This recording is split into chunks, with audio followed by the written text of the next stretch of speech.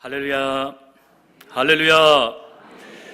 주 예수님의 은혜와 평강이 함께 하시기를 간절히 축원합니다. 오늘부터 예배 시간이 30분 이렇게 늦어졌는데 일찍 오신 분들 계신 것 같습니다. 잘하셨습니다. 오늘뿐만 아니라 항상 예배 시간 30분 전부터 오셔가지고 기도로 준비하시기를 바랍니다. 우리 한번 좌우로 인사했으면 좋겠습니다. 새벽을 깨웁시다. 새벽을 깨웁시다. 할렐루야. 아멘. 그렇습니다. 우리 교회는 이제 바로 월요일부터 시작해서 앞으로 3주간 동안 2019 전반기 특별 새벽 기도회를 진행하고 있습니다. 여러분, 이번 그 특별 새벽 기도회의 본문이 어떤 성경이죠? 요나서입니다. 주제가 무엇입니까? 내 생명을 건지신 하나님인데, 여러분, 그 내 생명을 건지신 하나님을 다시 한번 뜨겁게 체험할 수 있기를 원합니다. 개인과 가정과 교회를 위한 간절한 기도와 소원이 응답되어지기를 주님의 이름으로 간절히 축원드립니다. 하나님의 자녀와 구원받은 우리 성도들에게 있어서 기도의 중요성은 아무리 강조해도 지나치지 않을 것입니다. 그래서 성경은 창세기부터 요한계시록에 이르기까지 기도를 강조하는 말씀이 성구가 얼마나 많이 있는지 모릅니다. 여러분도 다 각자 좋아하는 기도에 대한 성구가 있을 것입니다. 그리고 또한 수많은 믿음의 조상들, 믿음의 인물들의 공통점은 바로 기도의 사람이었다는 것입니다. 우리 영광교회 모든 성도들도 기도의 사람들, 기도의 성도들이 될 수 있기를 축원합니다. 그런데 오늘 본문은 우리의 눈을 의심하게 하고 귀를 의심하게 할 정도로 외적으로 특별하게 하나님께서 기도하지 말라고 명령하신 내용이 나옵니다. 그렇다면 과연 하나님께서 기도하지 말라는 기도 금지 명령을 내리신 안타까운 이유와 그 말씀의 참된 의미는 과연 무엇일까요? 또한 하나님께서 기도하지 말라고 명령하실 정도로 심각했던 유다 백성들의 죄악은 과연 무엇인지 함께 살펴보는 가운데 말씀의 은혜를 나누고자 합니다. 첫째로 유다의 죄는 율법을 어기는 가증한 일을 하며 성전을 도적의 구렬로 만들었습니다. 오늘 본문의 배경은 하나님께서 남왕국 유다 말기에 에레미야 선지자를 통해 예루살렘 성전에서 유다 백성들에게 예언한 일명 성전 설교의 내용입니다. 당시 유다의 상황은 멸망 바로 직전에 암담한 위기 가운데 처해 있었는데, 종교적으로 선민임을 자처하는 유다 백성들이 언약과 말씀을 떠나 하나님을 떠나서 우상 숭배와 제약이 가득한 영적 암흑 시대를 살고 있었습니다. 본문 8절을 보십시오. 하나님은 유다 백성들에게 너희가 무익한 거짓말을 의뢰하는도다라고 지적하며 책망했고, 9절에서는 구체적인 유다의 죄를 언급하고 있는데 율법의 핵심인 십계명을 범한 죄를 고발하고 있습니다. 여러분, 첫째, 너희가 도둑질하며라고 했는데 이는 십계명 몇 계명을 어긴 것입니까? 도둑질하지 말지니라. 몇 계명입니까? 네? 좀 헷갈리신 것 같아요. 8계명이지 않습니까? 살인하지 말라는 몇 계명입니까? 네? 그렇습니다. 6계명이죠. 간음하지 말라 7계명입니다. 거짓 맹세하지 말라 9계명입니다. 바르게 분향하면은 우상을 만들거나 절하지 말라는 2계명을 어긴 것이고, 너희가 알지 못하는 다른 신들을 쫓으면서는 나 외에는 다른 신들을 잊게 말지라는 1계명을 어긴 죄악들입니다. 이와 같이 당시 유다 백성들은 거의 모든 10계명을 범하고 불순종할 정도로 영적으로 타락했고 범죄했기 때문에 결국 심판과 멸망에 직면하게 된 것입니다. 오늘 본문을 기록한 이제 이 에레미야 당시는 이제 기원전 609년 정도 됐기 때문에 이제 남유다가 멸망한 시기가 BC 586년이기 때문에 약 이 예언의 말씀을 한 이후 25년 뒤에 유다의 예루살렘 성벽이 무너지며 이제 멸망을 당했던 바벨론의 느부갓네살 왕에 의해서 멸망을 당했던 모습을 보게 됩니다. 여러분, 요즘 우리나라도 뉴스를 보기 싫을 정도로 불편하고 너무나 민망한 뉴스들이 넘쳐나고 있는데, 그러나 이런 세상 사람들의 사회적인 죄악보다 더 심각한 죄악은 믿는 성도들과 교회의 영적인 죄악이 아닐 수 없습니다. 본문에서 언급하고 있는 이 십계명을 어긴 죄악들이 혹시 우리들에게도 똑같이 일어나고 있지는 않습니까? 나에게 있어서 부족한 이제 죄악들을 하나님 앞에 기도하는 가운데 진실로 회개함으로 예수 그리스도의 보혈의 피로 우리의 연약한 죄악과 실수와 모든 허물들이 깨끗이 사해질 수 있기를 간절히 바랍니다. 또한 10절은 유다의 가증한 일과 죄악을 고발합니다. 여러분, 10절에서 내 이름으로 일컬음을 받는 이 집은 어떤 곳을 가리키겠습니까? 유다 백성들이 살고 있는 개개인의 좋은 저택이 아닙니다. 이제 유다 왕이 살고 있는 왕궁 궁정도 아닙니다. 바로 여호와 하나님의 집, 거룩한 예루살렘 성전인 줄로 믿습니다. 이처럼 성전을 뜻하는 내 이름으로 일컬음을 받는 이 집이라는 표현은 오늘 읽은 본문에서만도 10절에 나옵니다. 11절 그리고 또한 14절에 총 3번이나 반복해서 강조하고 있는 것을 보게 됩니다. 자, 그런데 문제는 당시 유다 백성들이 여호와의 집인 이 성전에 들어와 우리가 구원을 얻었나이라고 하면서 실상은 가증한 일을 행하려 했다는 것입니다. 말로는 우리가 구원을 얻었나이다라고 이렇게 너무나도 듣기 좋게 보기 좋게 이야기를 하고 고백을 했지만, 앞에서 지적하고 있는 것처럼 율법의 말씀은, 그들의 생활은, 그들의 삶은 이제 너무나도 가증한 죄악을 범하고 있었다는 사실입니다. 여러분, 성전과 교회에 들어와서 제사와 예배를 드리고 기도를 드리고 우리가 구원을 얻었나이다, 내가 구원을 얻었나이다라고 고백하면서 구원의 확신을 갖는 것은 너무나 자연스러운 일이고 또한 너무나 필요한 일입니다. 그러나 당시 유다 백성들은 몸으로는 성전과 교회에 들어와 제사와 예배를 드렸고 기도를 했지만, 입술로는 우리가 구원을 얻었나이다라고 고백을 했지만, 실제 행동과 그들의 생활은 앞에서 언급했던 십계명을 어기고 하나님의 언약의 말씀에 불순종하고 가증한 일과 또한 죄악을 범했다는 것입니다. 예수님께서 산상설교에서 말씀하십니다. 나더러 주여 주여 하는 자마다 다 천국에 들어갈 것이 아니요 오직 하나님의 뜻대로 행하는 자라야 들어갈 것이라고 말씀했는데, 입술로는 우리가 구원을 얻었나이다, 바리새인과 서기관들과 같이 종교 지도자들과 같이 멋지게 이야기를 했고 고백을 했지만, 그들의 삶은 너무나도 상반되게 하나님 앞에 가증한 일을 행하며 범죄했다는 것입니다. 당시 유다 백성들의 이러한 잘못된 구원관을 가지게 된 배경에는 일명 왜곡된 선민의식과 시온 불가침설을 신봉했기 때문입니다. 즉, 유다인들은 자신들이 여호와께 선택받은 민족이기 때문에 어떻게 살아도 어떠한 죄악을 범해도 자동적으로 구원을 받는다는 왜곡된 선민의식, 그리고 잘못된 구원관을 가지고 있었습니다.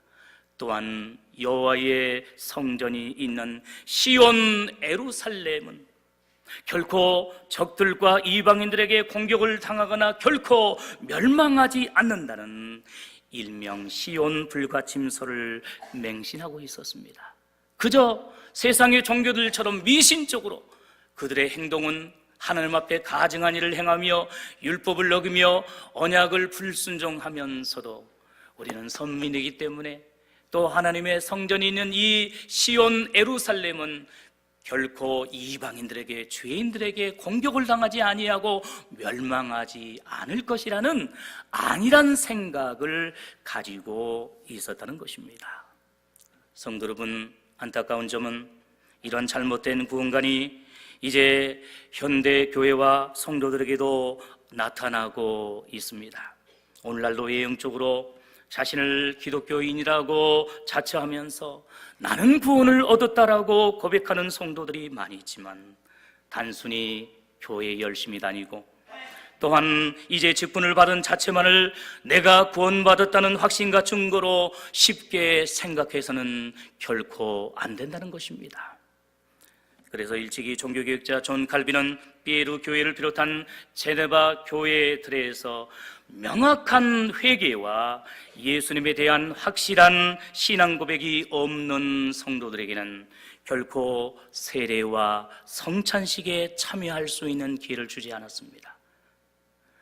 입술의 고백뿐만 아니라 삶으로 회개하고 회개에 합당한 열매를 맺고 인격적으로 이렇게 예수 그리스도를 구주로 고백하며 공적인 예배에 참여하며 신실하게 모든 직분과 사명을 이제 잘 감당할 때에 이제 구원의 그 확신을 인정하고 세례와 성찬식에 참여하게 했고, 또한 그의 반면에 나중에라도 이제 오래 믿고 큰 직분은 받았음에도 불구하고 범죄하거나 또한 직분을 경히 여기며 맡은 바 믿음의 영적인 직분과 사명을 등한히 할 때에는 곤징을 실시하므로 다시금 그들의 신앙을 회복할 수 있도록 엄격하게 지도했던 모습을 보게 됩니다. 또한 20세기 영국 교회의 부흥을 이끌었던 유명한 강해 설교자, 복음주의자였던 이제 로이드 존스 목사님도 교회 안에 의외로 거듭나지 못하고 구원받지 못한 성도들이 있을 수 있다는 사실을 지적하면서 정기적으로 복음 설교와 담임 목사님 늘 우리에게 강조해 주시는 말씀과 같이 진리의 설교, 전도 설교를 통해서 교인들이, 성도들이 참된 구원의 확신을 가질 수 있도록 반복적으로 복음과 진리를 설교해야 한다고 강조했는데, 이는 오늘날 현대교회가 되새겨 드려야 할 이제 중요한 사안이 아닐 수 없습니다. 우리가 이제 계속해서 살펴보고 있는 갈라디아서를 통해서 다시 한번 그 복음의 깊은 진리를 깨닫고 우리의 구원의 확신을 가지면서 더욱 주님을 잘 섬길 수 있는 복된 믿음의 성도들이 될 수 있기를 바랍니다. 저는 이 시간 주의 이름으로 간절히 소원합니다. 진실로 우리 교회와 성도들은 인격적으로 그리고 진실하게 예수님을 구주로 믿음으로 구원받아 한 사람도 빠짐없이 다 천국에 들어갈 수 있기를 주님의 이름으로 간절히 축원합니다. 단순한 입술의 고백이 아닌 생활의 고백과 삶의 변화를 통해서 누구 앞에서라도 자신 있게, 아니 어떠한 이단들이 우리를 미혹하고 유혹한다 할지라도 다른 이로서는 구원을 얻을 수 없나니 천하 만민에게 구원받을 만한 이름을 예수 외에는 결코 주신 일이 없다라고 이제 예수님을 고백하고 이제 그 예수님의 복음을 증거하고 전도할 수 있는 성숙한 믿음의 성도들이 다 될 수 있기를 간절히 바랍니다. 진실로 사랑하는 성도 여러분, 오늘 이 시간 혹시라도 주님께서 부르신다면 이제 나는 천국에 간다라고 믿으십니까? 정말이십니까? 그렇습니다. 그러므로 지금 잠시 몸이 아프고 어떠한 고난과 시험이 닥쳐온다 할지라도, 인간적으로 세상적으로 아무리 어렵고 힘든 일이 닥쳐온다 할지라도 나는 예수 그리스도의 보혈로 이미 구원받았으므로 하나님께서 때가 되매 치료하시고 회복시켜 주시고 우리의 기도를 응답하시고 모든 것이 합력하여 선을 이루게 해줄 것을 믿고 더욱 감사함으로 기도할 수 있는 복된 믿음의 성도들이 다 될 수 있기를 간절히 바랍니다. 한편 11절에도 심각한 유다의 죄를 언급하고 있는데, 내 이름으로 일컬음을 받는 이 집이 너희 눈에는 도적의 구렬로 보이느냐라고 강하게 책망하고 있습니다. 여러분, 구렬은 구덩이나 소굴을 뜻합니다. 동굴을 뜻합니다. 즉 당시 유다 백성들은 여호와의 집인 거룩한 성전을 도적의 구덩이와 소굴로 만들어버린 너무나도 큰 죄악을 범했다는 것입니다. 때가 되면 절기를 지키기 위해서 예루살렘 성전에 남자들은 1년에 3차례씩 방문합니다. 제물을 드리는 것 같습니다. 예물을 드리는 것 같습니다. 기도는 하는 것 같습니다. 그러나 중요한 것은 그들이 일상생활 가운데 하나님의 율법과 언약을 멀리하며 불의한 일을 행한 것이고, 외적인 이제 형식이 중요한 것이 아니라 그들의 마음 중심, 그들의 영혼이 하나님을 떠나 있었던 것입니다. 우상을 더 사랑하고 세상을 더 사랑한 것이 본질적인 죄악이라는 것입니다. 당시 유다인들은 하나님이 임재 계신 거룩하고 구별된 성전에서 하나님이 희망하시는 거룩한 제사와 기도를 드리기보다도 물질적인 이득과 세상적인 이익을 얻는 데 혈안이 되어서 도적의 소굴로 성전을, 교회를 전락시켰고 성전과 교회를 타락했습니다. 겉으로는 화려해 보였습니다. 많은 성도들이 모이는 것 같았습니다. 그러나 하나님께서는 그들의 외식적인 그 제사를, 그리고 형식적인 그들을 결코 희망하지 않고 받지 않으셨고 듣지 않으셨다는 사실입니다. 나중에 신약시대의 예수님께서도 우리가 잘 알고 있는 것처럼 오늘 본문 말씀을 인용하면서 고난주간의 성전에서 돈벌이의 혈안이 된 그 사악한 무리들에게 너희가 이 성전을 강도의 구렬로 만드는도다라고 책망하시면서 예수님께서 처음이자 마지막으로 무서운 거룩한 분노를 내지 않으셨습니까?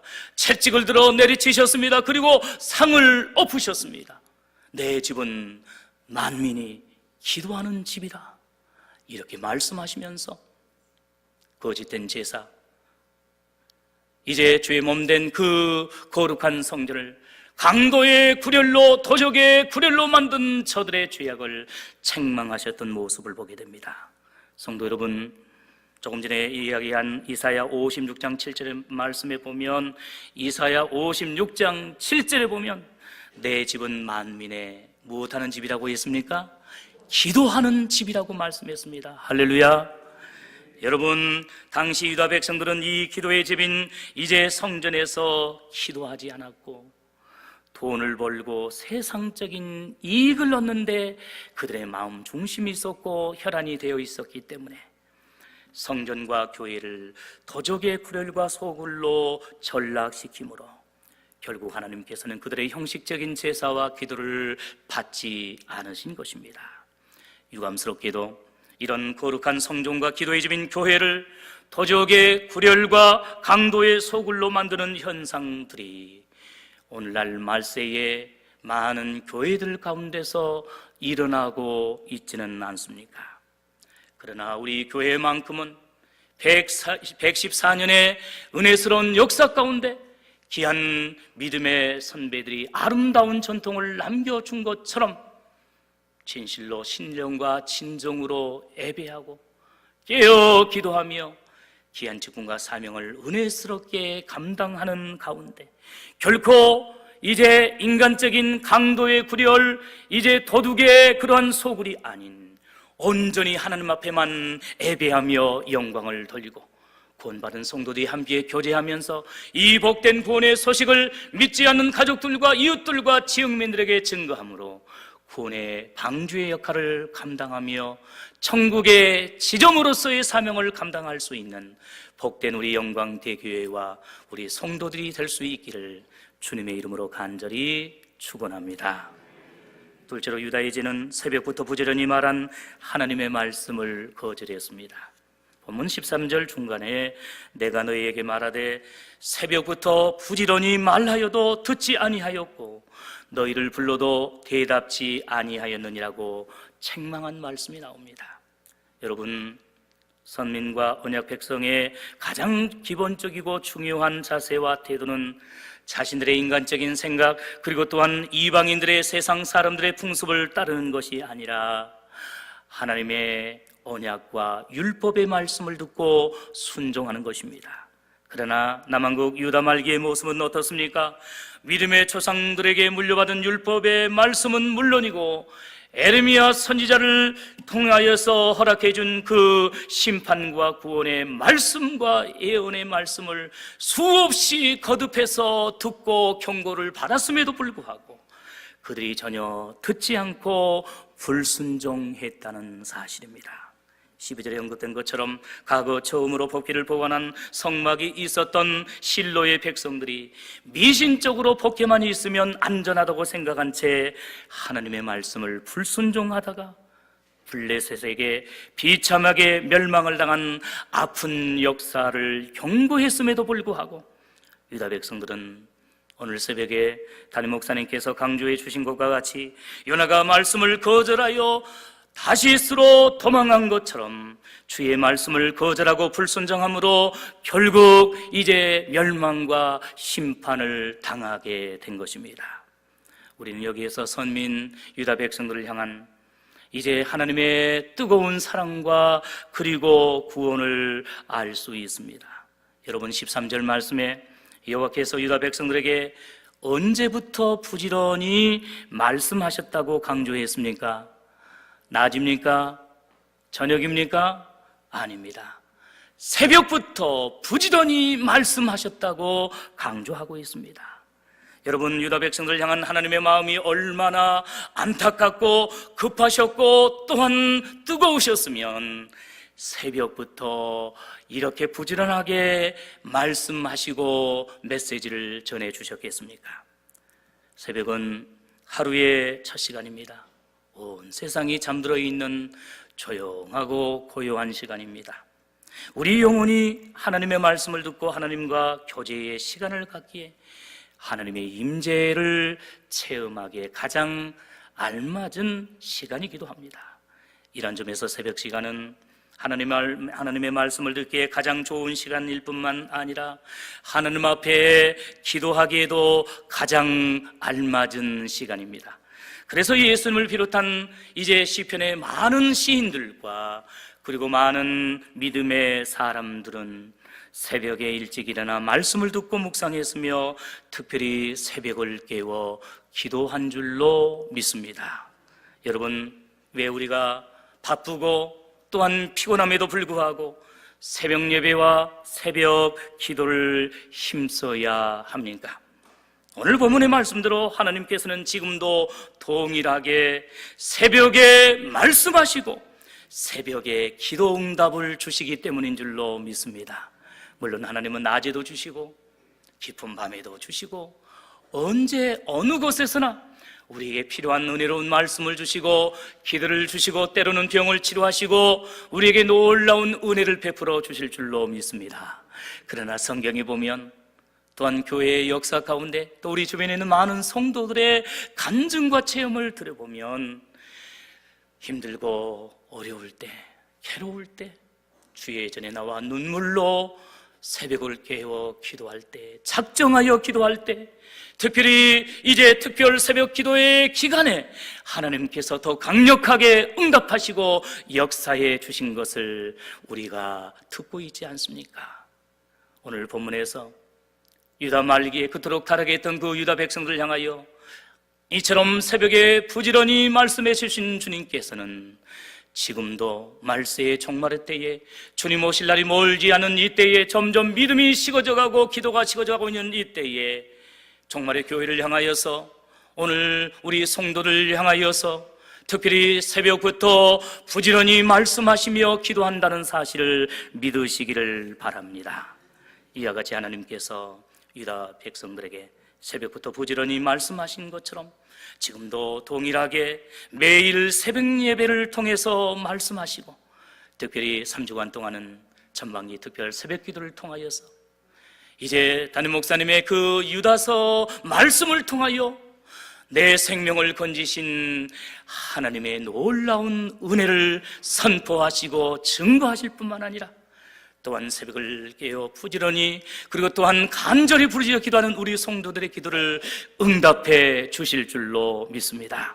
그러므로 금번 특별 새벽 기도회에 시간 빠짐없이 참석해서 말씀의 은혜를 받을 뿐만 아니라 이후에 평상시에도 새벽 예배와 새벽 기도를 생활함으로 새벽부터 부지런히 말씀하시는, 새벽부터 나에게 말씀하시고 우리 가정에 말씀해 주시고 우리 교회에 말씀해 주시고 은혜를 베풀어 주신 그 하나님의 말씀과 은혜를 받고 기도를 응답받는 복된 믿음의 성도들이 될 수 있기를 주님의 이름으로 간절히 축원합니다. 마지막 셋째로 유다의 죄는 기도 금지 명령의 발단과 원인이 되었습니다. 다 같이 16절 말씀 다시 한번 읽도록 하겠습니다. 16절입니다. 시작. 그런즉 기도하지 말라. 그들을 위하여 부르짖어 구하지 말라. 내게 간구하지 말라. 내가 너를 듣지 아니하리라. 이 말씀대로 하나님께서는 에레미야 선지자에게 더 이상 유다 백성들을 위하여 기도하지 말라고 기도 금지 명령을 내리셨습니다. 그것도 한 번도 아니고 3번이나 거듭해서 반복하며 기도 금지 명령을 내렸습니다. 여러분, 선지자들의 기본적이고 중요한 직무와 사명이 무엇입니까? 그것은 하나님의 예언의 말씀과 계시를 선포하는 것이고 또한 성도들을 위해서 기도하는 것입니다. 말씀과 기도는 오늘 우리의 경건 생활을 뒷받침하고 우리의 믿음 생활을 든든히 세우는 두 가지 은혜의 방편이 아닐 수 없습니다. 그런데 왜 하나님께서 에레미야 선지자에게 유다 백성들을 위해 더 이상 기도하지 말라고 기도 금지 명령을 내리셨다는 말씀입니까? 그것은 유다 백성들이 앞에서 살펴본 것처럼 그만큼 많은 죄를 지었고 선지자들을 부지런히 보내서 수없이 많은 회개할 기회를 주셨음에도 불구하고 끝까지 요나처럼 불순종하고 거절하며 고집을 피웠기 때문에 이제는 네가 아무리 기도할지라도, 아무리 유다 백성들이 기도할지라도 하나님께서 예정하신 심판과 멸망이 임할 것이기 때문에 너는 더 이상 기도하지 말라고 강조하고 있는 것입니다. 하지만 우리는 이 말씀을 이제 단순히 문자적으로만 살필 것이 아니라 영적으로 더 주의 깊게 살펴볼 필요가 있습니다. 이 말씀은 단순히 기도를 금지한 말씀이기보다도 오히려 영적으로 더 깨어 기도하라는 의미가 담겨져 있기도 합니다. 여러분, 문법적으로 부정의 부정은 강한 긍정을 뜻하지 않습니까? 그러므로 기도하지 말라고 3번이나 강조하고 있는 것은 어찌 보면 영적으로 더욱더 간절히 기도하라고 하나님께서 강력한 사인을 주시고 있는 것입니다.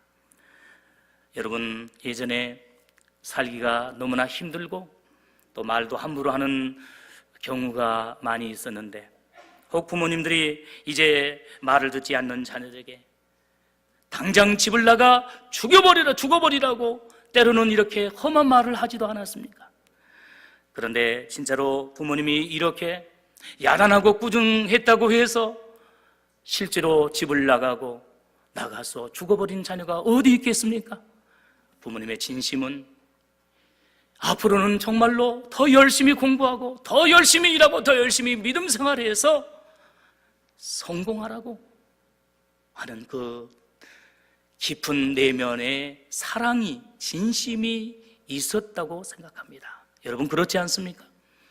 그런 점에서 오늘 본문에서 하나님께서 이제 에레미야 선지를 향하여서 더 이상 기도하지 말라, 이제 간구하지 말라라고 계속해서 강조하고 있는 것은 다른 한편으로는 이제 심판과 멸망을 앞에 둔 그 유다 백성들이 마지막이라도 다시 한번 회개하고 돌아오기를 원하는 하나님의 간절한 마음과 사랑이 담겨 있다는 사실을 여러분 기억하시기를 바랍니다. 그런 확실한 증거를 다 같이 한번 찾아보겠습니다. 조금 뒤로 넘겨서 에레미야 33장 3절 말씀 한번 찾아보도록 하겠습니다. 에레미야 33장 3절, 우리가 많이 이제 암송한 말씀이죠. 예레미야 33장 3절 다 같이 큰 소리로 읽겠습니다. 너는 내게 부르짖으라. 내가 내게 응답하겠고 내가 알지 못하는 크고 비밀한 일을 내게 보이리라. 할렐루야, 할렐루야. 앞에서 유다 백성들의 죄악을 안타까워하면서 너는 더 이상 기도하지 말라고 기도 금지 명령을 내렸지만 뒷부분에서는 하나님께서 예레미야 선지자를 향하여서 그리고 많은 이스라엘 백성들, 유다 백성들 향하여서 말씀합니다. 너는 내게 부르짖으라. 너는 내게 기도하라. 내가 응답하겠고 네가 알지 못하는 크고 비밀한 일을 내게 보이리라. 응답하리라고 말씀해 주셨습니다.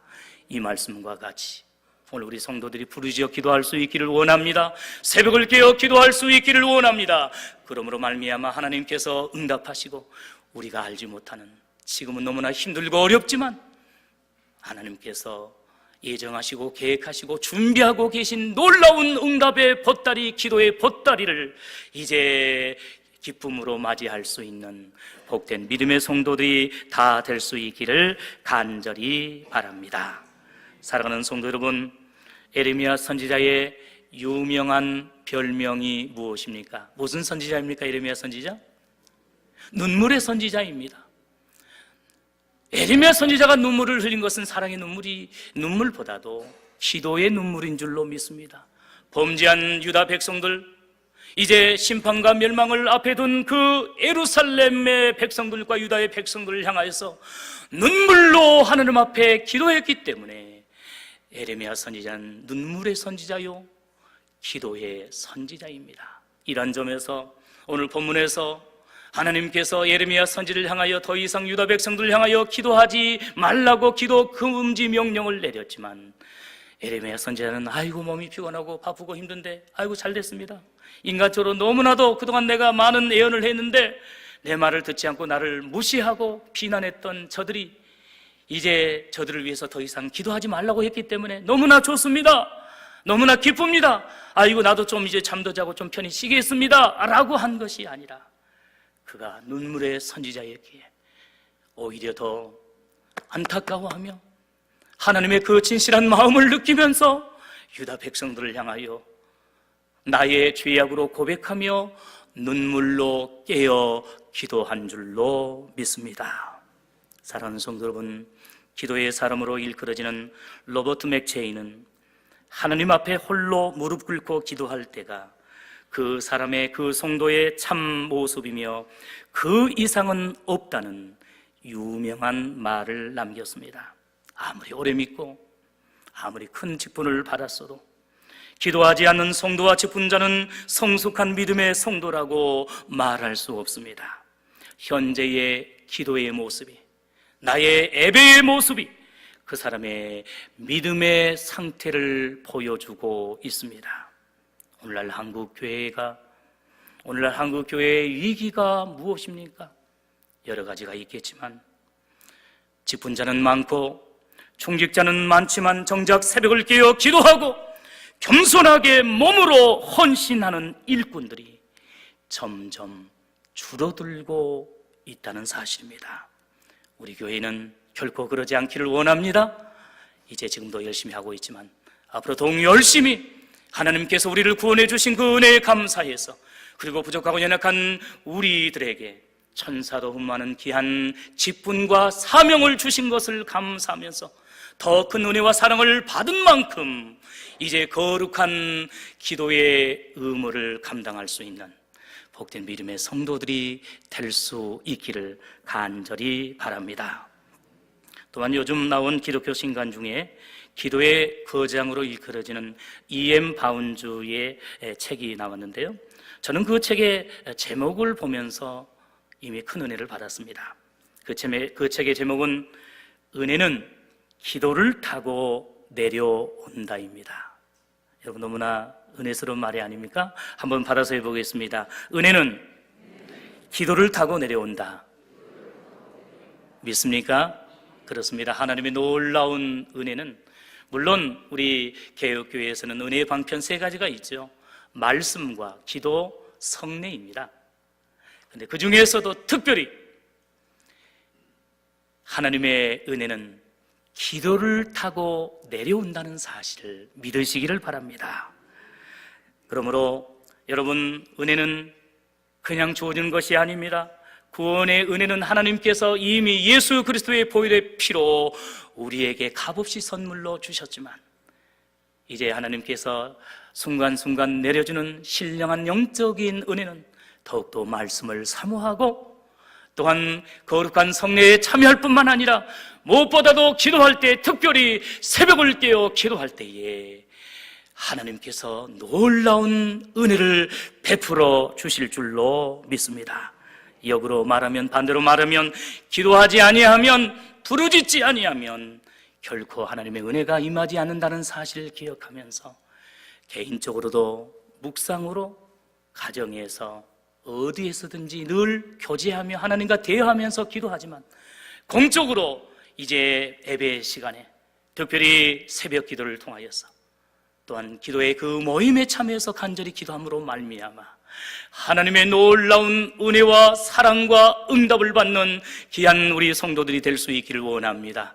바라기는 오늘 이 밤 끝나고 그냥 돌아가지 마시고요, 하나님 앞에 집중해서 기도하기를 바랍니다.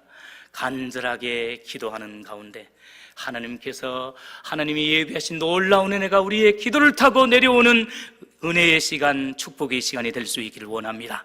또 내일 새벽부터 계속해서 앞으로 진행되는 이제 특별 새벽 기도를 통하여서 부르짖어 기도하며 목사님의 말씀을 통하여 큰 은혜를 받는 가운데 하나님의 놀라운 은혜가 우리의 기도와 부르짖음을 통하여 타고 내려오고 하늘이 열려지는 놀라운 은혜와 축복이 있어지기를 간절히 바랍니다. 말씀을 맺습니다. 오늘 본문의 예레미야 선지자가 기도하지 말라는 기도 금지 명령에도 불구하고 범죄한 유다 백성들을 위해서 눈물로 부르짖어 기도한 것처럼, 금번 전반기 특별 새벽 기도회를 통해서 새벽을 깨어 간절히 기도함으로 은혜가 소낙비와 같이 봄의 벚꽃과 같이 휘날려지는 것처럼 이제 봄비와 같이 우리의 영혼에 내리고 또한 스며지게 되는 잔잔한 감동과 기도의 응답과 간증들이 나타나기를 주님의 이름으로 간절히 축원합니다.